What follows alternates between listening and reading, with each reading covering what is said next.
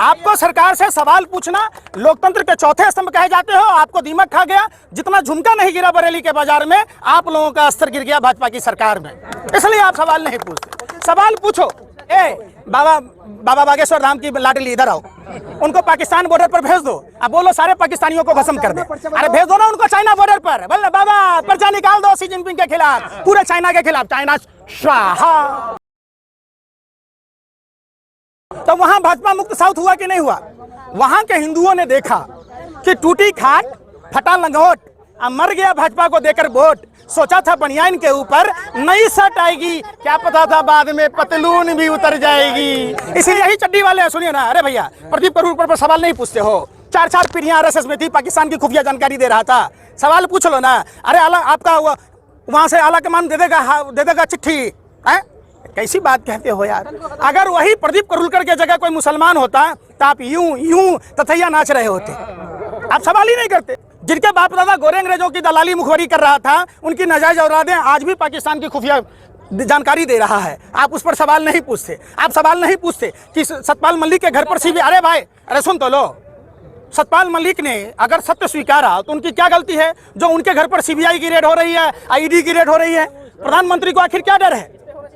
आप सवाल जब भी पुलवामा घटना पर जवाब देना था प्रधानमंत्री को कि 2019 में घटना हुई थी, आज 2023 है, 4 साल में प्रधानमंत्री मां भारती के लालों को इंसाफ नहीं दिला पाए।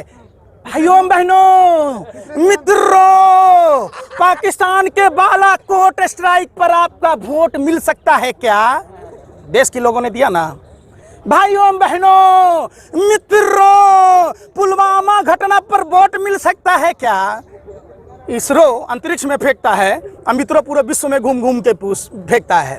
पूछता है भारत प्रधानमंत्री जी, पुलवामा घटना की जांच हो सकती है क्या? प्रधानमंत्री जी 300 किलो आरडीएक्स किसका था बता सकते हैं क्या? प्रधानमंत्री जी वो कार किसकी थी बता सकते हैं क्या? प्रधानमंत्री जी वो कार किसकी थी ये बता सकते हैं क्या? प्रधानमंत्री जी आरडीएक्स किसकी थी बता सकते हैं क्या? प्रधानमंत्री जी सीआरपीएफ के अधिकारियों ने जब चिट्ठी लिखी थी उसके बावजूद आपने एयरलिफ्ट नहीं मुहैया कराया, क्या कारण था बता सकते हैं क्या? प्रधानमंत्री जी इंटेलिजेंस का रिपोर्ट था, इसके बावजूद भी आपने नजरअंदाज किया, आप बता सकते हैं क्या? आखिर क्यों किया प्रधानमंत्री जी? जो हराम का खाता है वो भाजपा का गुण गाता है, सरकार का गुण गाता है। जो सरकार में कोई भी पार्टी हो, लाइजनिंग करने वाले, दलाली करने वाले लोग उसी के खाते हैं। एक क्या हुआ स्मृति ईरानी जी को? पालघर की घटना पर नागिन डांस रही थी, ये वो चूड़ियां लेके कूद रही थी, आज सिलेंडर पर ऐसे सर पर लेके कूद रही थी। आज स्मृति ईरानी जी से पूछिए कि स्मृति ईरानी जी अगर आपकी बेटी के साथ यौन शोषण हुआ होता तब भी क्या आप चुप रहते? ये सवाल सिर्फ खिलाड़ियों का नहीं है, ये पूरे देश के बेटियों के मान सम्मान की बात है। आपको जाति धर्म भाषा प्रांत से ऊपर उठकर अपने देश की बेटियों के सम्मान में आना होगा। दूसरी बात, मैं साफ साफ ब्रजभूषण शरण सिंह को कहना चाहता हूं, आप मेडल को 15-20 रुपए में मत आकिए। आपकी औकात नहीं है जो आप ये मेडल ला सकते हैं, आपके औकात से ऊपर की चीज है। आप क्या जानो? आप क्या जानो? आप अपराधी हो, आपके बस की बात नहीं, आप खिलाड़ी नहीं हो। आपको भाजपा की दलाली में आपको बना दिया गया। आप में क्या काबिलियत है ये तो बताओ। आप कौन होते हो पूरे देश के सम्मान को ठेस पहुंचाने वाले? निश्चित तौर पर ब्रजभूषण शरण सिंह पर मेडल 15 रुपया बताना, मेडल का अपमान करना, भारत का अपमान करना है। देशद्रोह का मुकदमा दर्ज होना चाहिए। सिर्फ पास्को एक्ट के तहत बलात्कार का केस ही दर्ज नहीं होना चाहिए। अब तो देश को बदनाम करना देशद्रोही का काम है।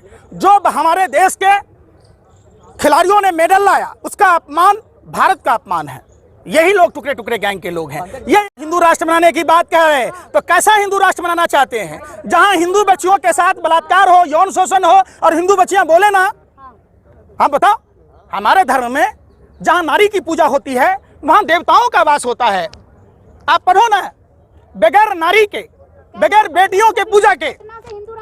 अरे भाई पटना बिहार है, वो सम्राट अशोक की धरती है। उड़ती चिड़िया के पिछवाड़े में हम लोग हल्दी फेंक के लगा देते हैं। आप मत चिंता कीजिए, वहाँ पाखंड। अरे सुनो ना, अरे भाई सुन तो लो, सुन ही नहीं रहे। हमारे बिहार में कोई आश्रम देखा क्या ऐसा? आसाराम? अरे भाई वो सब भारतीय जनता पार्टी के कार्यकर्ता है। उल्लास पांडे हेलीकॉप्टर चार्टर प्लेन में लेके जा रहा, मनोज तिवारी ड्राइविंग कर रहा, तो वो भाजपा का रोड शो है, आप उसको छोड़ दीजिए। अरे भाई सुनो रे, अरे सुन तो लो, बिहार की धरती गौतम बुद्ध की ज्ञानस्थली, भगवान महावीर की जन्मस्थली, गुरु गोविंद सिंह की जन्मस्थली, वहां मां सीता की जन्मस्थली, आर्यभट्ट और चाणक्य जैसे लोग वहां पैदा लिए, देश के प्रथम राष्ट्रपति वहां पैदा लिए। आप बिहार पर सवाल ना उठाइए, शांत रहिए। अरे शांत रहिए, अरे शांत रहिए। भीड़ किराए पर ले लो 500 रुपया दिहाड़ी पर, देश बेचने का, पूरा बस भर के ले जाओ, पूरे देश का भी। अरे भाई सुनो सुनो, मनोज तिवारी कहाँ का है? अरे भाई अभी सवाल आप एक सुनो, ए भाई भाई भाई भाई सुनो, आप एक महिला हैं, आप एक महिला हैं, हमें उम्मीद है कि शायद आप हिंदू बेटियां हैं। तो क्या जब देश का प्रधानमंत्री हिंदू, राष्ट्रपति हिंदू, मुख्यमंत्री हिंदू, राज्यपाल हिंदू, डीजीपी हिंदू, पुलिस वाले हिंदू, तो क्या हिंदू बेटियां खतरे में नहीं हैं? किस हिंदू खतरे की बात कहते हैं? यही तो देख, अरे भाई सुन रहे। अच्छा, केरला स्टोरी में 20,000 लड़कियों पर बनाए फिल्म, 32,000 पर। हाँ बस बस बस बस, आइए आइए, पत्रकार बहुत है। फैक्ट चेक में कितनी लड़कियां गायब हैं वहां से? अरे एक मिनट, गुजरात में कितनी लड़कियां गायब हैं? अरे बेशर्मो, सत्ता के दलालो, हबसियो, सुन लो, गुजरात से 42,000 लड़कियां गायब हैं। आप बताओ, बनाओ, अगर हिम्मत है माँ का दूध पिया तो गुजरात स्टोरी बनाओ, बना लो। खुली चुनौती है, पूछता है भारत और आप जैसे पत्रकारों पर थूकता है। बताओ गुजरात से 42,000 महिलाएं कहाँ गायब हैं? बताओ, नहीं बताओगे? यहाँ भांड की तरह भी अब गुजरात देखने कौन जाएगा? आपकी बुआ जी जाएंगी? अरे भाई गुजरात की 42,000 महिलाएं गायब हैं। अरे फिर ढूंढ लो, फिर आप ही बोल रहे हैं। आप जब केरला में महिलाएं 32,000 गायब ही नहीं हैं, अगर आप डाटा दे दीजिए, हम मोदी जी का विरोध करना छोड़ देंगे। पुलिस ने तो कह रही है ना कि लड़कियां वापस आके घर चले गई। एनसीआरबी का डाटा झूठा है। अरे बेशर्मो, सत्ता के दलालों, हबसियों, इतने गिर जाओगे, इतने गिर जाओगे। अरे 2% के पता आप एनसीआरबी पर आपको भरोसा नहीं है? एनसीआरबी, अरे नेशनल क्राइम ब्यूरो का डाटा है। हम कह रहे हैं आपने सुनो, अरे सुन तो लो, साउथ इंडिया में सबसे ज्यादा मंदिर है। आपने दैनिक भास्कर की रिपोर्ट देखी होगी। आप देखो वहां कि आप जब देखोगे आंकड़े तो चौंकाने वाली बात है। साउथ में जितना संस्कृत के द्वारा, मंत्रोच्चार के द्वारा पूजा पाठ की जाती है, उतना हम लोग तो कर भी नहीं पाते। तो वहां भाजपा मुक्त साउथ हुआ कि नहीं हुआ?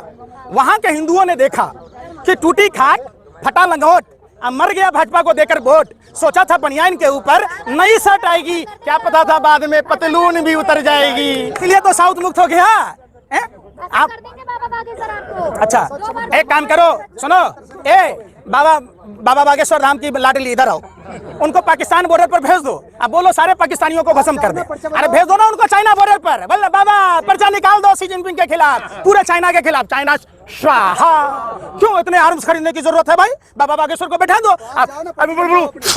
चाइना स्वाहा, पाकिस्तान स्वाहा। अरे बेशर्मो, धर्म हिंदू धर्म में कहता है, सुनो, भगवान चित्रगुप्त के बारे में सुना है? कौन थे भगवान चित्रगुप्त? कर्म आधारित फल मिलता है। आप जो कर्म करोगे, ऐसा अगर कोई मंत्र है कि इस नीम के पेड़ में आम फल जाए तो सारे नीम के पेड़ में आम फला दो। आप देखो, धर्म को अपने व्यापार से मत जोड़ो। अरे भाई सर, यहाँ बेटियों के इंसाफ में आए।